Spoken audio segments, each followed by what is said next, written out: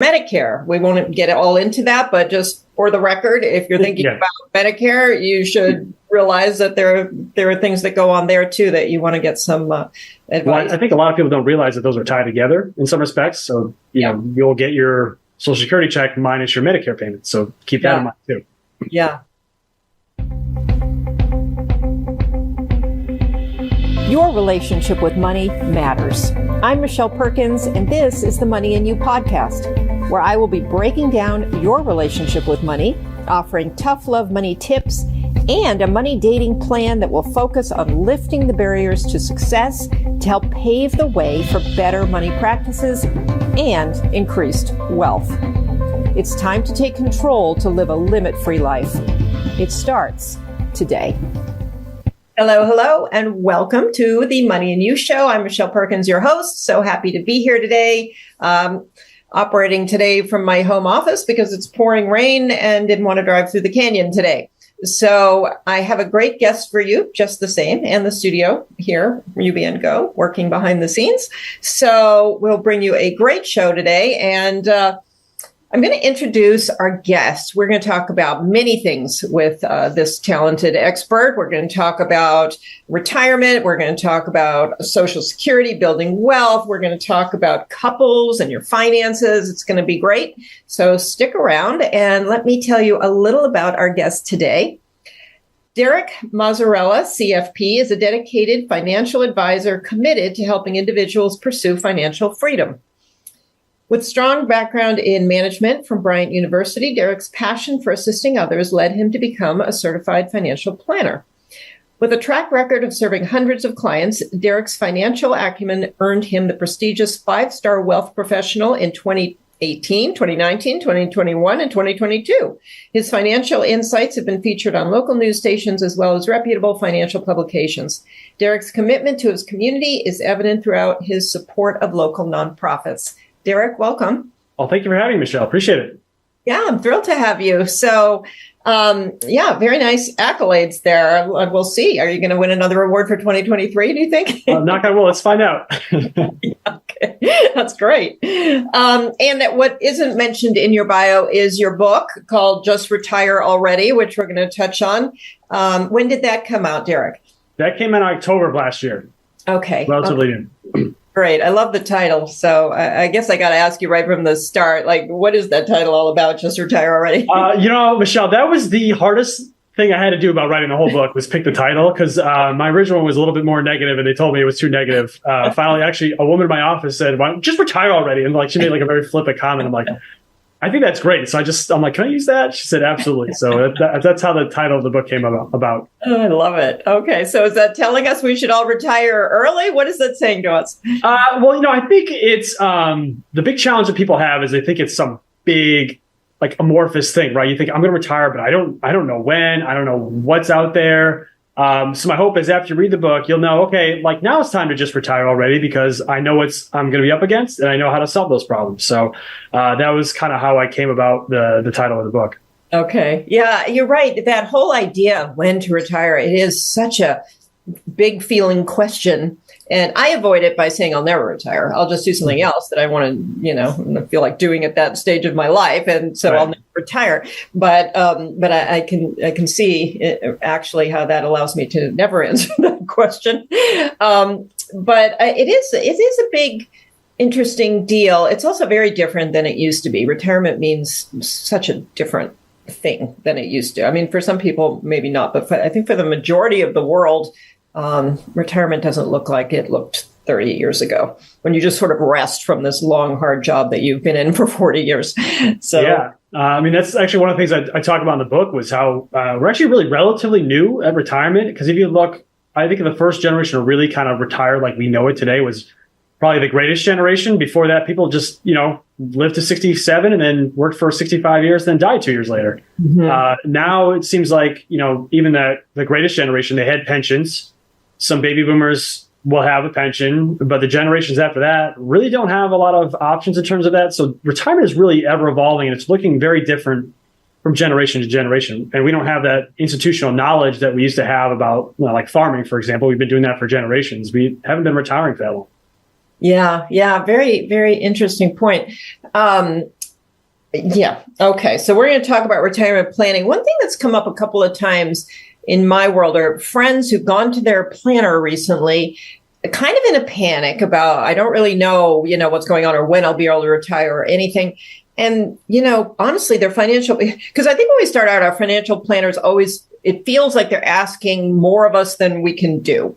Well, you just put, $3,000 a month away, you'll be fine. And none of us can do it. And we just get discouraged. Then you get to a point, and this is what's happened to a couple of friends of mine who've gone recently worried about it. And they've come out of their financial planner meeting saying, my financial planner says I'm fine, like to stop stressing about it, like you're going to be okay. So I thought that was interesting because what it said to me is go talk to your financial planner more, because instead of it being scary, it might actually be really comforting. So I'm just sort of rambling here, but talk to me about what you're seeing out there with people in terms of their readiness for retirement. Yeah, I think it's a two-part thing, right? Because at the end of the day, I think we have the numbers part of it, which is where we come in and help. And a lot of that is really, we try and help out through questions. And I think the biggest misconception is people think they need to have some magical dollar amount, then I'll be able to retire. Like, I need to have $1 million. Like, I don't know if you remember those old ING commercials where they had that number on top of your head, people walking around everywhere. That's really not how it is. My biggest thing is what's your lifestyle going to look like? Really kind of trying to figure out, how do we design your lifestyle in retirement? And then can we match up the money part of it with that? But then the other part of it is kind of like to your point you mentioned earlier, like, I don't know if I'm ever going to retire. Well, maybe it's not a retirement date. Maybe it's more of a financial freedom date for most people. And it's okay. I don't have to work 40 hours a week. I can only work 20 and I'll still be okay. So I think having those conversations with the clients really helps them alleviate those concerns about where they are financially. Because I think the biggest reason you have a concern is because you don't know. And if we could add some clarity to that, that'll typically help the situation. Yeah, absolutely. And we talk a lot on the show about your relationship with money. And I think one of the most important things to have a good relationship with money is to understand your money, because we go around in sort of a haze. And honestly, that's a much scarier place to be than in reality with your numbers. It's the unknown piece of it that it's scarier than actually knowing it and tackling it. And, a lot of people either A, just are too busy, or B, they think this is boring, or which I certainly don't, but some people do. Or they think it's a bigger problem than it is, so they don't tackle it, right? It's like going to the dentist. Sometimes if you just go to the dentist, you'll probably be okay, as long as you've been brushing your teeth. Yeah. So true. So I think that's one of the big messages of the show is to show up for your money. I mean, just like any other relationship, like pay attention to it and show up for it, and it's going to be a lot easier. Yeah, you can't just go to the gym once and expect a bikini body, right? Yeah, exactly. So, okay, let's get into a couple of things. I mean, right before the show, we were talking. I just want to talk about this for a minute, but Social Security, because it's something I've been looking at, and it's something that people, I don't think, fully understand. The government doesn't make it all that easy to understand it. So tell us a little about how it works and what kind of strategies that are out there for people. Sure. So for most people, Social Security is going to be your kind of quote unquote pension, right? It's going to be the source of one of the greatest sources of income for you in retirement. So I think it's really imperative to get it right. And what I've noticed with a lot of folks is they tend to just have the concept of like, I'm just going to take it as early as possible because it's my money. I'm worried about Social Security. I hear that all the time. It's not going to be there for me, so I better get the money now while it's still available. But the challenge is when you do that, the earliest you can take it is age 62. And when I was researching for the book, I found that 41% of people will take it at 62. Wow. And what happens is Social Security works on your full retirement age. So the way they figure out what you get paid is they're going to look at a few things. So first, they're going to look at your working years. So the way it works is you have to work at least 10 years, essentially. So they look for 40 quarters of payments or income. Then they're going to take the average of your 35 years of income, your highest 35 years. Then they're going to come up with a number they're going to pay for that. And then they're going to look at what's your full retirement age. And that's going to be essentially your baseline. So that's when you get 100% of your benefit. And any year you take it earlier, you typically lose about 8%. So if you took it at age 62, for example, and your full retirement age is 67, you're going to get 70% of your full benefit. So you're taking a pretty significant haircut by taking it 5 years earlier. And you're locking that payment in for the rest of your life now. So that's definitely a thing you have to really think about and assess when you take your benefit. Yeah, I thought it was really interesting. I didn't really realize that either until I started looking into it. I didn't realize there'd be such a difference in, taking it at 62 or whatever and taking it, for me, I think it was 70. So I'm not sure. But yeah, it's a whole lot more money for the rest of your life. I guess you could make the case. I don't know if I'm going to live that long, so I want it now, but. Yeah. Well, I mean, that's kind of your decision tree, right? You want to look at, what's your health history? Like I have grandparents that lived 100 and 105, right? So like knock on wood, I might be here a while. It may make more sense for me to push it back than someone who has parents that have died at 50 all over the place, right? So you want to have that conversation. Well, it is when you need it. The other piece is, are you going to work at 62? Because we mentioned, hey, I may still work a little bit. With Social Security, if you retire before your full retirement age, they're going to have an income offset. So the money you earn can actually offset some of your Social Security payments before you turn 67 or 66 and a half, depending on when you retire, when your full retirement age is. Yeah, actually, that's so interesting. I'm going to ask you a question I had when I was looking at that. So what does happen if you want to work forever and you want to take your Social Security at whatever age? How does that? What's the interplay there? So the offset is they'll offset for every $2 of work before your full retirement age, they'll offset $1, right? And then that'll carry through. And then the year you're supposed to turn full retirement age, it's a 1-to-3 ratio. So if your goal is to maximize your benefits and you're still going to work, you probably want to try and push back your benefits unless you absolutely need them, because it's going to offset your earnings from Social Security. And so if you wait till full retirement age and then you go get yourself a new job or whatever, are you fine? You get both? You're totally fine. You can make $10 million a year and they wouldn't offset a thing. Okay. Thank you. I appreciate that. Yeah, there are a lot of nuances to these things. I mean, of Social Security, it's always seemed like sort of a straightforward, just reach an age, get a check. But there are strategies for it, like you're explaining. Same with Medicare. We won't get all into that, but just for the record, if you're thinking about Medicare, you should realize that there are things that go on there too that you want to get some advice. Well, I think a lot of people don't realize that those are tied together in some respects. So you'll get your Social Security check minus your Medicare payment. So keep that in mind too. Yeah, exactly. Okay.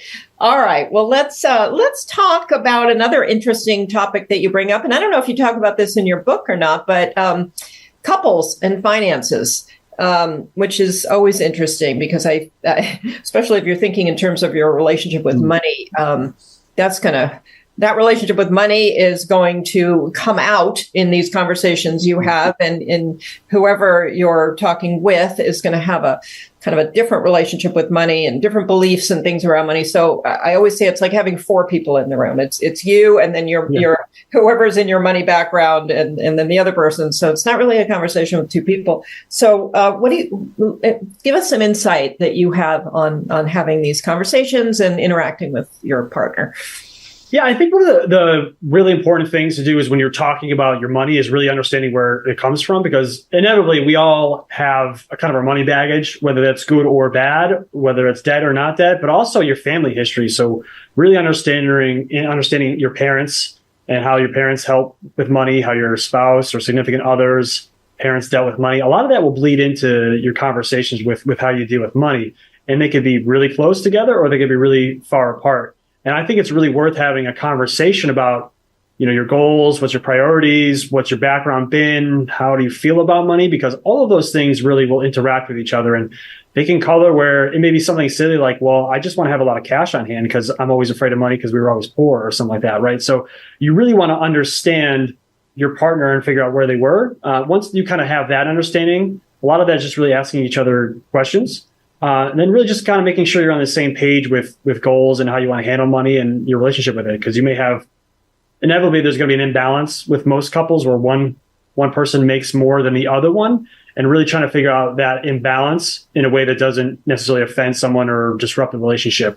Because that can be challenging. I've definitely been in meetings where spouses have yelled at each other and had fights in front of me about it. So you really want to make sure that you're on the same page with those types of things.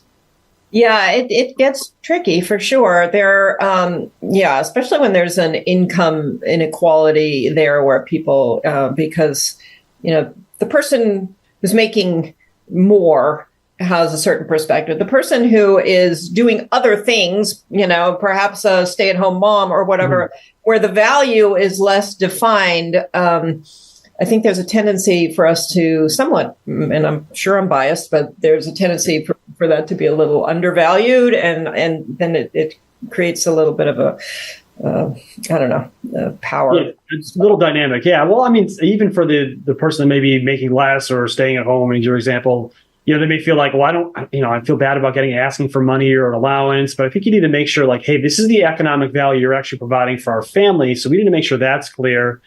And, I think as long as everyone has their goals aligned and making sure we're achieving those goals, then we should really create a framework where it's okay for money to be allocated for certain things or given to certain people at certain times. So I think it just makes more sense to have that conversation and let out your feelings about it too, because that's important. People's feelings are valid and they need to be expressed. And if you just never talk about it, you may feel like I'm taking money from someone I don't deserve it, but the other person's like, well, you definitely deserve it. You may have totally different feelings that are on the same page, but they don't match up. So I think it's definitely important to have those conversations with each other about that. Yeah, absolutely. And when you do have, somebody making less money than the other person or no money at all for that matter, do you see any better practices in terms of how to distribute the money? Everybody has, I get an allowance for my husband, or I get, it's interesting how people operate and also the way they interact with money. If one person is managing the money, how involved is the other person, if at all? And what, in my opinion, they should be involved. Feel the same way too. If you're not managing the money and one person's doing it, get involved in some level, please. That's my one advice. But I think the general thing is we try and create frameworks with our clients. So whether it's, okay, this is going to be our shared bills account, or this is going to be, I don't want to say allowance, but this is our kind of free spending amount. We just want to make sure that there's some balance there in terms of who's contributing what, and that both parties kind of feel good about where they're doing and how they agree with it. But I think as much as you can create a system around it and make sure that both parties feel valid, heard, and like they're not giving up too much or whatever the feelings they have.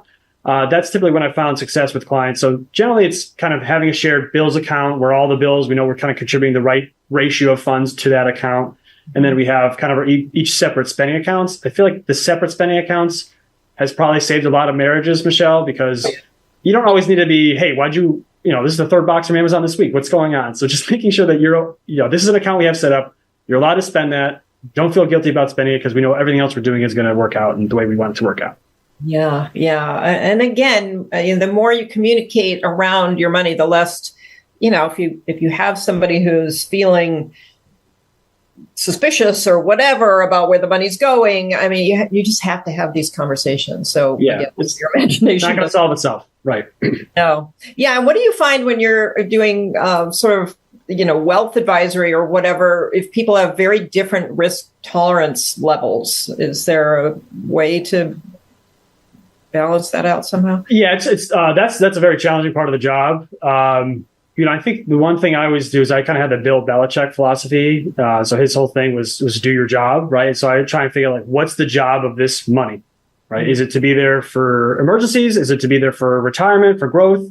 Is it to be there to buy a house? And we really need to align that with the job of the account.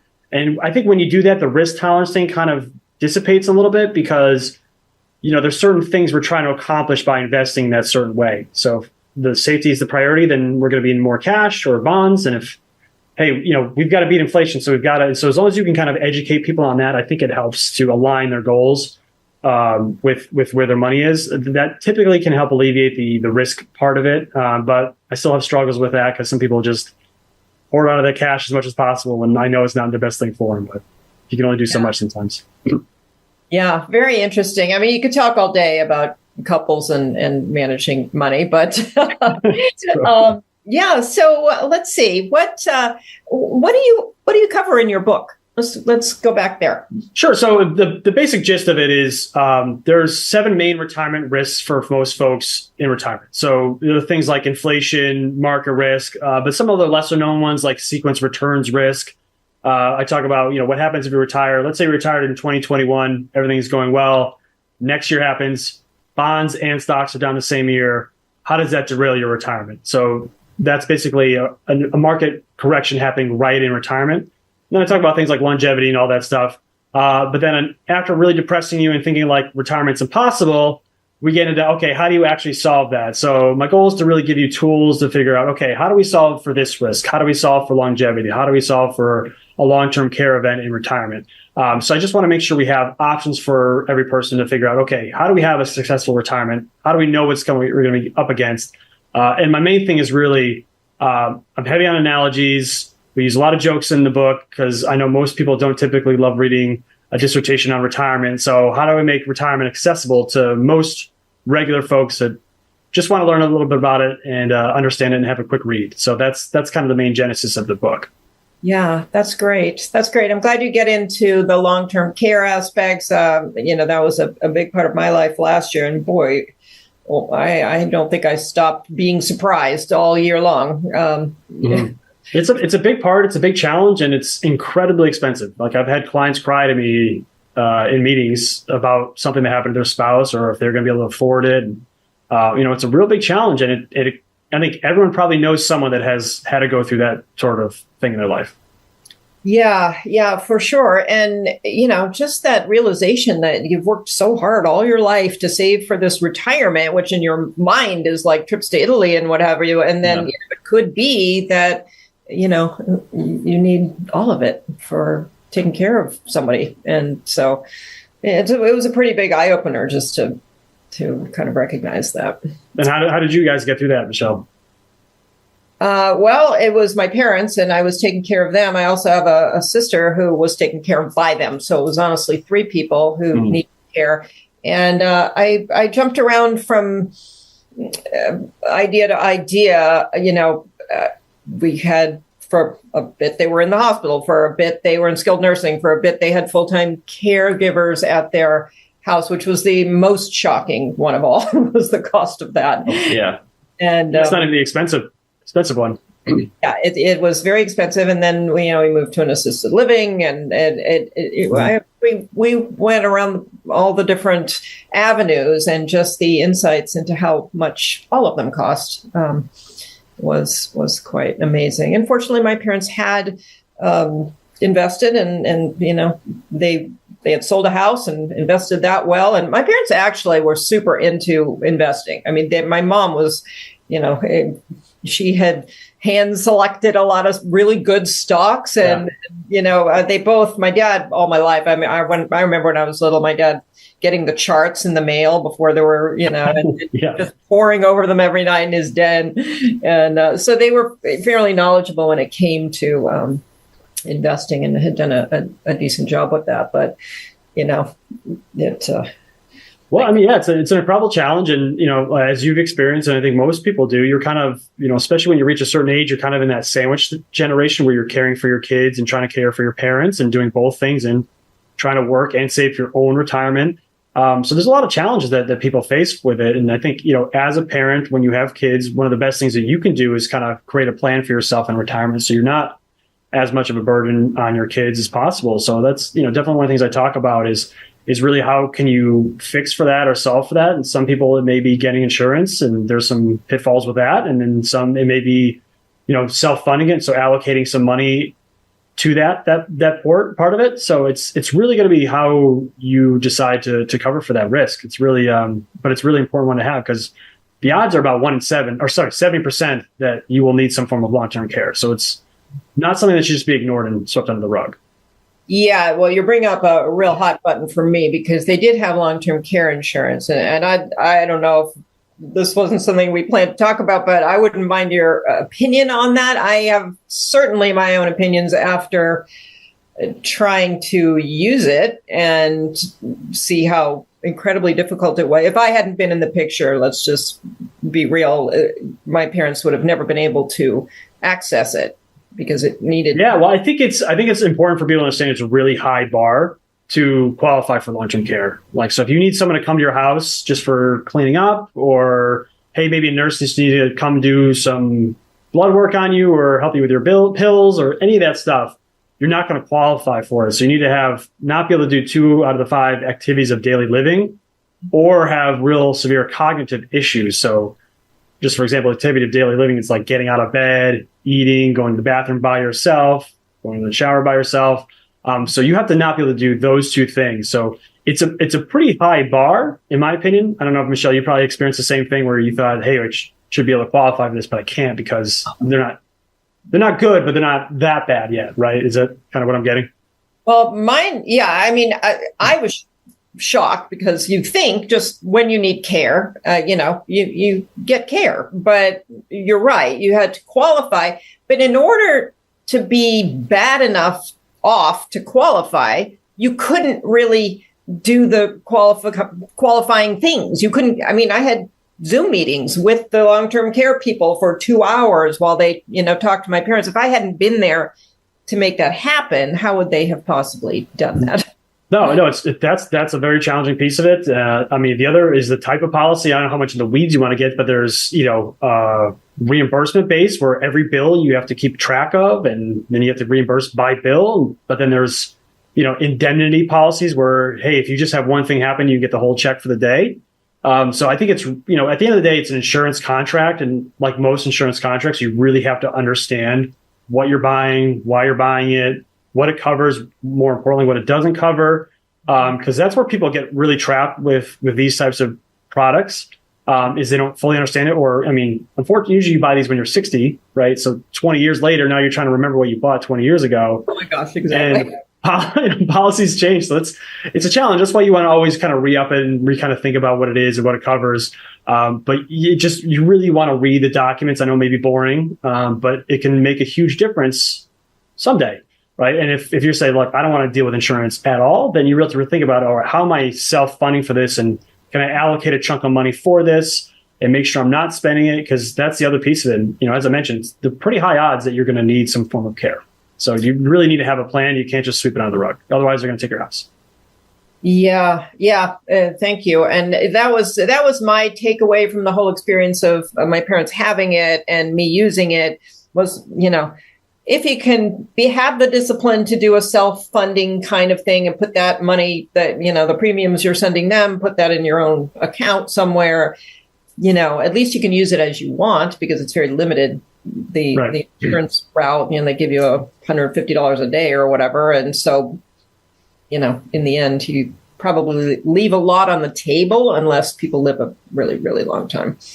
So. Yeah, it's a challenging thing. And the other piece of it is the tax piece of it too. So depending on where you have your account saved up, you really want to make sure you're being tax efficient. That's probably one more benefit of the long-term care policies. That's money that's going to pay for your care that's not taxable. Yeah.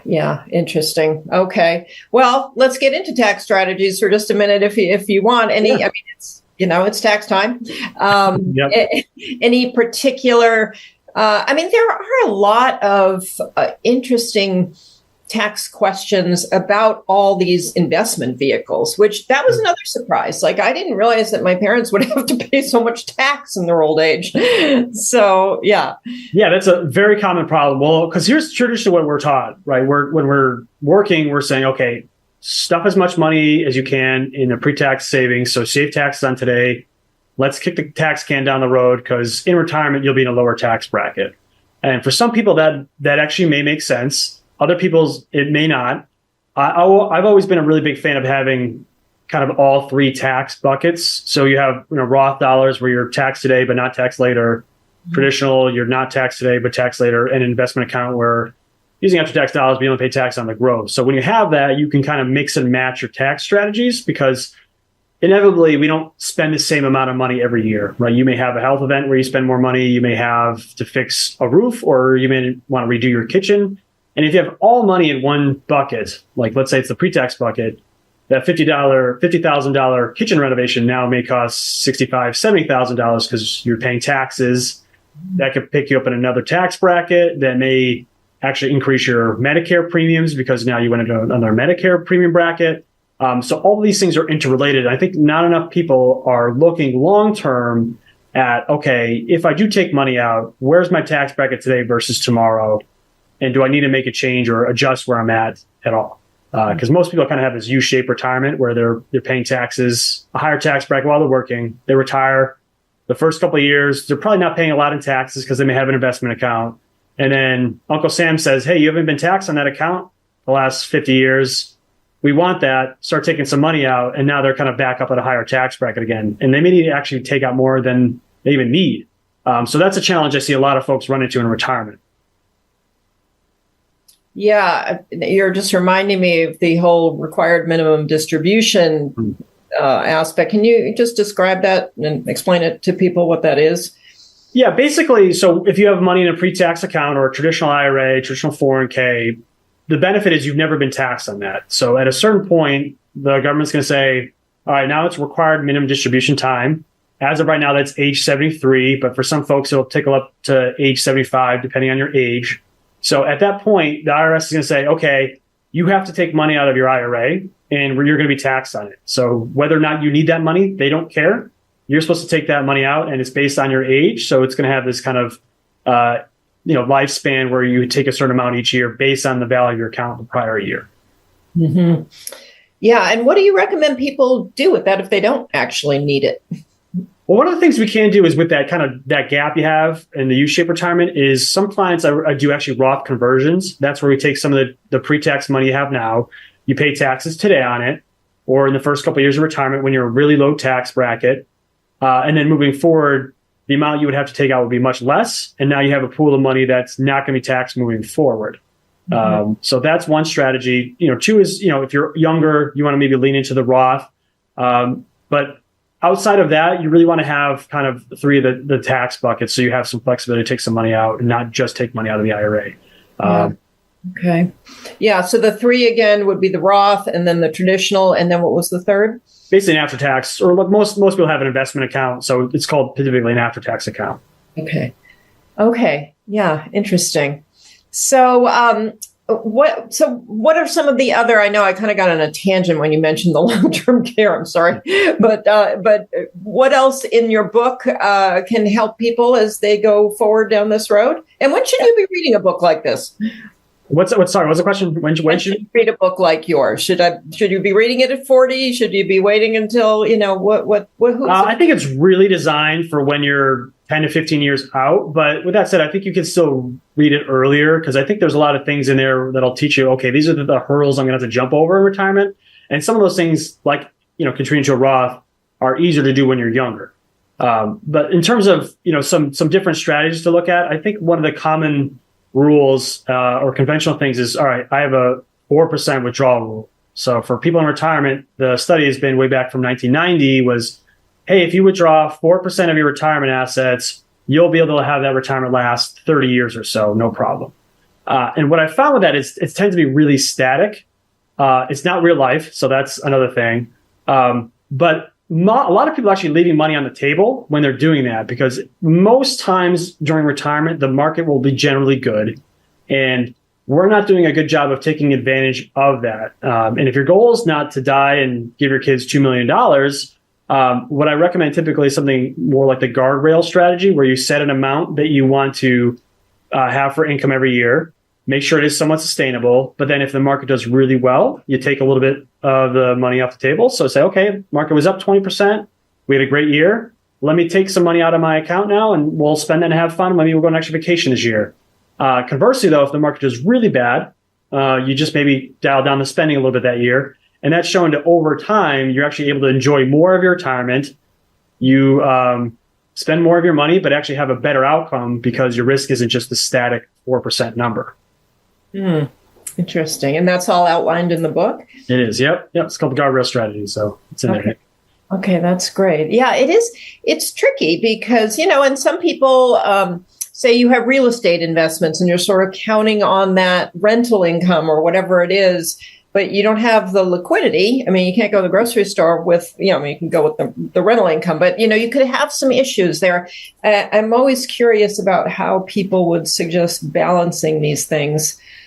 Yeah, I think you always want to have some flexibility. I'm big on having different levers you can pull in retirement, whether that's from a tax standpoint or an investment account type standpoint, because inevitably you may need some money at a certain point for different things, like a new car, what have you, something breaks, or maybe you just want to have fun, right? So you just want to be able to be flexible in retirement, not just be beholden to one different type of investment or one thing, because every investment out there has its pros and cons.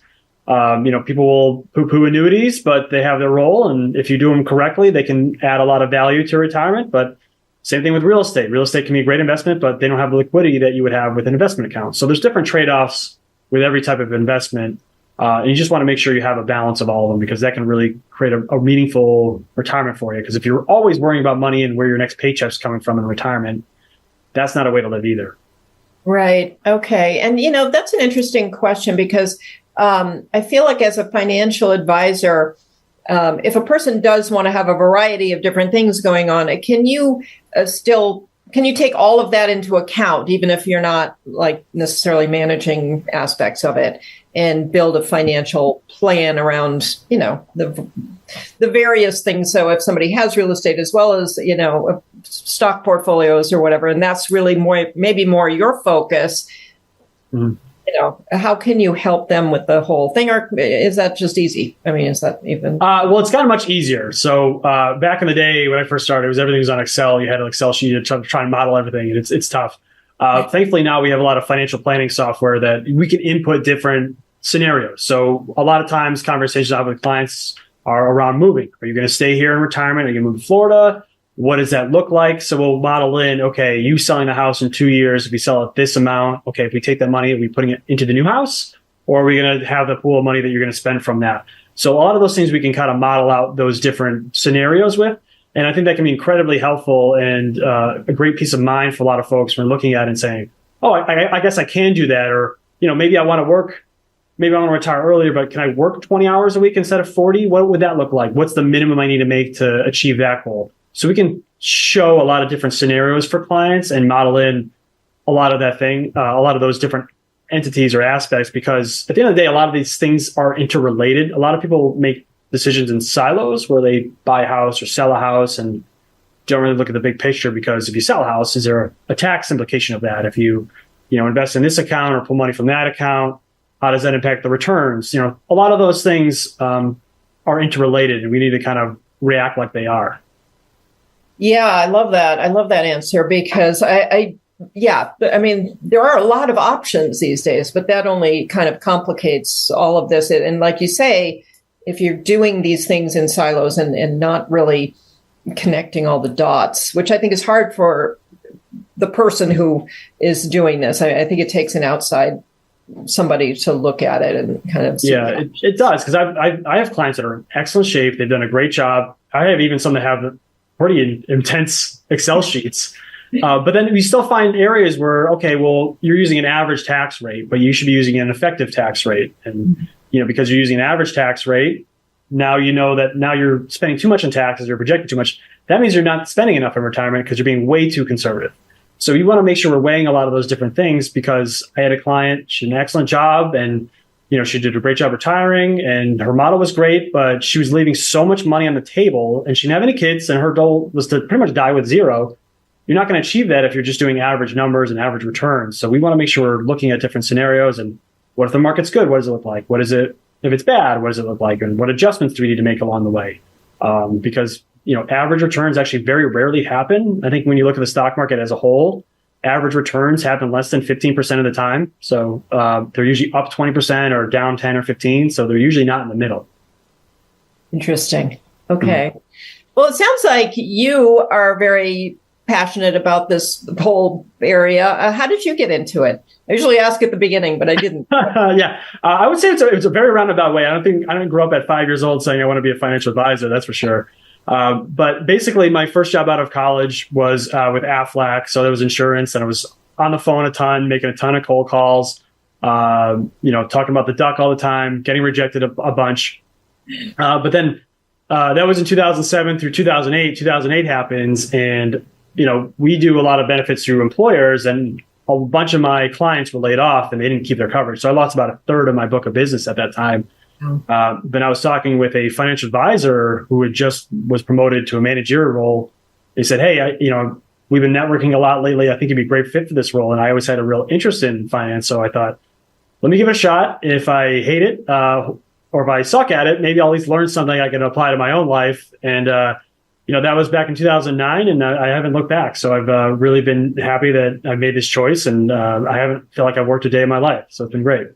That's great. That's great. And what kind of training did you have to do to get your, knowledge base to where it is? Yeah, it's probably three different things, right? It's you have to take some tests. So I took the Series 7, the Series 66. I got my CFP designation a few years ago. So there's a lot of test taking you have to do. But then it's, on the job training. So working with clients and kind of figuring out what they have, and then, getting your mentors to help you out and make sure you're not messing up, because this is someone's life savings you can't mess around with. And then it's just really kind of your peers and kind of going through conferences and figuring out what are you doing that's working. And, I read a lot of white papers, Michelle. So I don't find them boring, but I'm sure a lot of people probably would. But I read a lot of those things about what's working in retirement, what's not, and show me the research behind it. Because if you can't prove something to me, I'm not going to do it. Yeah. Thank you. Very interesting. And I do find that, well, at least the financial people who come on this show anyway are very enthusiastic about the topic. And I think that's great. I think, that's the energy that's needed to help people with their lives. And so, I really appreciate that people like you are out there helping people to navigate all of this, because it is complicated. It is, yeah. And, unfortunately, it's not really taught growing up. It's usually we just learn it from our parents if we're lucky, and then that's kind of it. So then it's like, okay, get a job and go ahead, figure it out. Pay your taxes and save money and buy a house and good luck. So, yeah. I think there's definitely a need for us, and, hopefully people recognize that. And, we're just really here to help more than anything. Right. When's a good time for people to start working with a planner like you?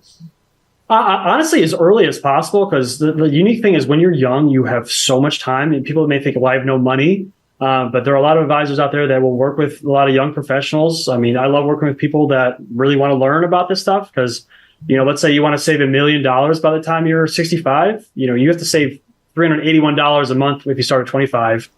If you start at 45, you're looking at almost saving $2,000 a month. So you really want to get started as early as possible. But I tend to get a lot of people, because I focus on retirement right after the kids graduate college. That tends to be my sweet spot, because they, the last time, have wrote a check to a university they don't have to worry about anymore, and they have some money to actually think about themselves for the first time in 20 years. So they can really focus on their retirement. Yeah, and that brings up a question that I get a lot. And sometimes it's not a question, it's more of just comment like, oh my gosh, I waited too long. It's too late. There's nothing I can do. So, obviously there is something they can do, and it's harder. I agree with you. Gosh, if I had it to do over again, I would have been so much more active in all of this at a very young age. But for those people who didn't get around to it for one reason or another, or, people have these life setbacks too that interrupt whatever they're doing. So what can they do at a later point to kind of catch up a bit? Yeah, if you can, I would say the biggest thing is saving more, but really having a plan for taxes. I think really mapping out what you want your life to look like. Some trade-offs, maybe, hey, you're working a little bit longer in retirement. But I think there's a lot of levers that people can pull in retirement that'll maximize what they do have that they're not taking advantage of. And, the big one is always going to be taxes. So, ensuring you're paying the right amount of taxes and not overpaying your taxes. Two is really, maximizing or trying to figure out the returns, the account. I see a lot of people with too much cash pretty oftenly. Just a lot of those little things I think over time can add up. Even a silly thing like having the right investment in the right account. Like you may have a mutual fund that is a bond mutual fund paying interest in an after-tax account when you're paying income tax rates on that, when that should be in an IRA or Roth. And you may have a growth ETF that is not really taxed throughout the year in your Roth IRA. So you want to make sure the right things in the right location. Like you want to put the milk in the fridge, not the cupboard, right? That's how you want to think of your assets too. Very interesting. Yeah. Okay. That does take an expert, obviously, to figure out where they should go. Mm-hmm. So, this has been really interesting. Do you have any kind of final sort of investing tips or, takeaways for people? In terms of investing, I would say biggest thing is don't try and time the market. The less you pay attention to news, the better. I think you need to have a more fundamental approach to all right, I'm going to invest consistently. I'm going to invest consistently over time. I'm going to stay with these investments, stay away from the get rich quick stuff, because that typically may look great for a while, but that inevitably crashes at some point. So the more you can, just stay focused and consistent, your savings rate is always going to be rate of return over time. Or not. So I would focus on that. Yeah. What's an example of a get rich quick thing? Did you have anything in mind? I just started watching the GameStop thing, Dumb Money, right? So the GameStop was probably, some people may have gotten in, but a lot of people held on way too long, and, they lost everything they put in that stock. So a lot of those things will typically fade pretty quickly. Even if you look at, some like internet stocks in the late 90s, they did really well and then they crashed, right? Not saying that internet did bad, but we kind of get on these hype cycles a lot with things. And we just want to be really careful and cautious. And oftentimes, if you're hearing about it in the news, you're too late. The amount of calls I get when XYZ drug was approved, hey, this was approved, can we buy it? And I look at the stock, it was up 20% that day. I'm like, it's too late. You missed it. Yeah. It's very interesting. And I love that you say stay away from the news. I've had a few guests saying that more lately. And people... it's a good idea to look at other data, and the news isn't particularly well. They just pay to be negative, right? So they're always going to give you the bad news. Typically, they're not going to be like, "Hey, the market's up 5% today. Everyone's happy." But just remember that the market's up typically 3/4 of the time. So if you're just let's say you had a magic coin that it was heads 75% of the time, would you continually bet on tails? Like, you would always try and bet on head, and over time, their heads will eventually win out for you. So you want to think of it that way. Okay. That's great. Great point to wrap up on. So tell us how people can find your book, find you. Sure. Yeah. Just Retire Already is the name of the book, and you can go to justretirealready.com. You can buy the book on pretty much anywhere books are sold, whether it's Walmart or Amazon or Barnes & Noble. And then you also have my contact information on that page as well. So if you want to reach out to me and work with me, ask me some questions, we're actually usually more available than people think we are. So we're going to reach out. Okay, great. Thank you so much. Well, it was a pleasure having you on. We covered a lot of different topics, really interesting perspectives on your part, and information, very valuable information for people. So, I appreciate you taking the time today. It was great. Absolutely. This is a lot of fun. I appreciate it. This is great.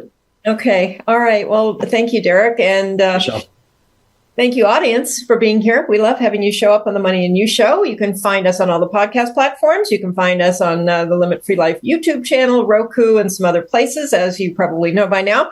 I would love it if you would share the show with your friends and give us a rating, review. We look forward to continuing to bring you great guests like Derek and great information so that you can build up your knowledge in the area of finance, as well as continuing to build your relationship with money. And as we talk about all the time, you do that by becoming more familiar. So topics like this, the more you learn, the more comfortable you're going to be working with your money and enjoying your money. So I think today's show was about enjoying your money for the duration of your life and then into retirement. And so just want to remind you about Derek's book, Retire Already. Wait, did I say that right? Just Retire Already. There you go. Yeah, great title. And looking forward to reading the book myself. And thank you, UBN Go, for broadcasting the show. And we'll see you all next week.